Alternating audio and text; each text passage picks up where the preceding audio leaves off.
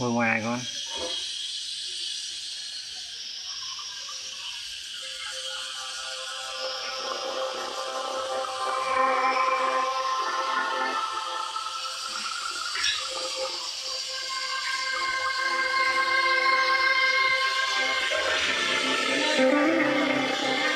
Vâng.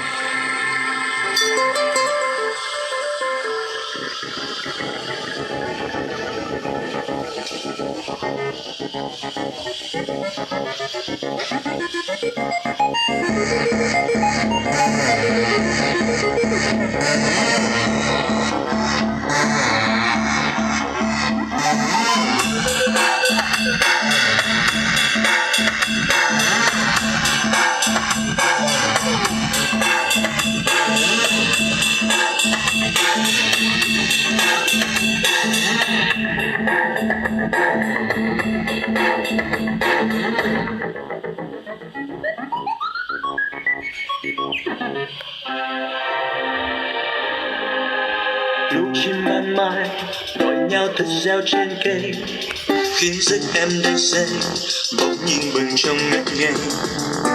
Chú chim không bay lẻ loi hót theo trên cây, có biết em thương ngay lắng nghe điều em muốn.